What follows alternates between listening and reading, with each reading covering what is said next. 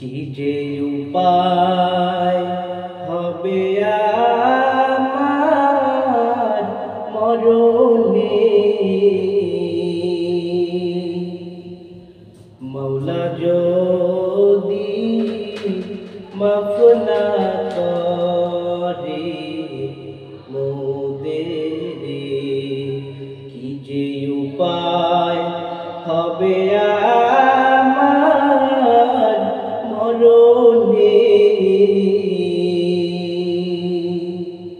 মৌলা যদি মাফ না করে মোদের, ওই অন্ধকার কবরে সাথী নাই বাতি নাই, ওই অন্ধকার কবরটা খুব ভয়ঙ্কর হবে।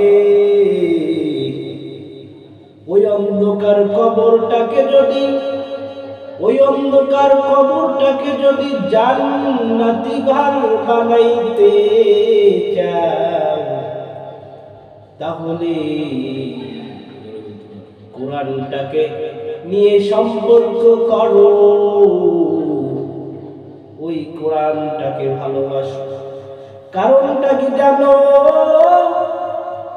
এর নবীর আশিকের দল কোরআনটাকে এরকমের সম্মান করেছে, ফেরেশতাদের মধ্য থেকে জিবরাইল দামি হয়ে গেছে, কোরআনটাকে সম্মান করেছি। 1,24,000 পয়গম্বর থেকে জনাবে মুহাম্মদুর রাসূলুল্লাহ সাল্লাল্লাহু আলাইহি ওয়াসাল্লাম তাআলার পরে কোরআনটা নাযিল হওয়ার কারণে তিনি দামি হয়ে গেছেন। কোরআনটাকে ভালোবেসেছে, শুধু তাই নয়, এই যে রমজান মাস একটা কারণে দামি হয়েছে, সেই কারণটা হলো এই মাসেই তো কোরআনটা নাযিল হয়েছে। অতএব যেই রাতের মধ্যে কোরআনটা নাযিল হয়েছে, ওই রাতটা বড় দামি হয়ে গেছে, রাতটা বড় দামি হয়ে গেছে। প্রিয় ভাইরা আমার, আল্লাহ তাআলা কোরআনুল কারীম নাযিল করে, ইন্না আনজালনাহু ফি লাইলাতিল কদর ওয়া মা আদরাকা মা লাইলাতুল কদর, লাইলাতুল কদরি খায়রুম মিন আলফি শাহর, তানাজ্জালুল মালাইকাতু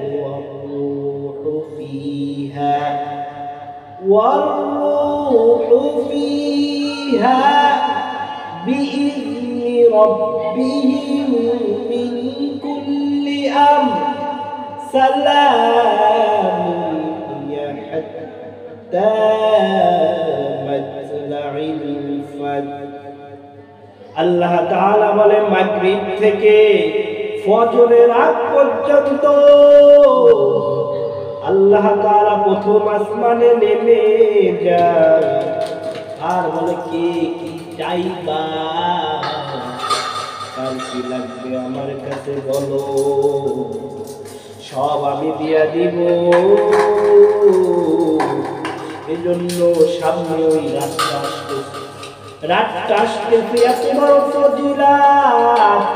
এত বড় ফজিলাত পূর্ণ রাত, 80 বছর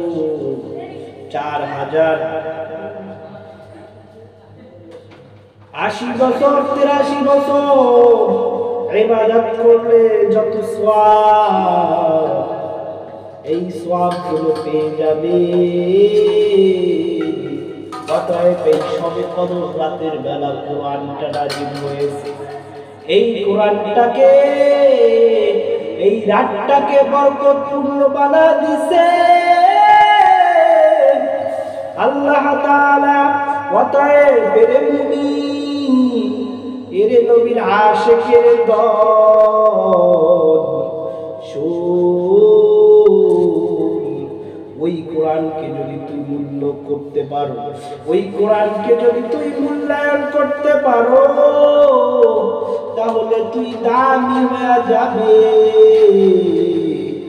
ওই কোরআনটাকে যদি মাদ্রাসার মধ্যে পড়তে পারো, ওই কোরআনটাকে যদি নিজের হৃদয়ের মধ্যে ধারণ করতে পারো রে মুমিন, তাহলে তুমি দামি হয়ে যাবা, দুনিয়াতে দামি হয়ে যাবা এবং আখিরাতে হয়ে যাবে বাদশাহ। এজন্য বলবো প্রিয় ভাই, ওই কোরআনের সঙ্গে সম্পর্ক করো, ওই কোরআনকে লাভ করো, ওই কোরআনকে ভালোবাসো, দুনিয়াতেও তুমি সাকসেসফুল হয়ে যাইবা এবং আখিরাতে হয়ে যাবা বাদশাহ।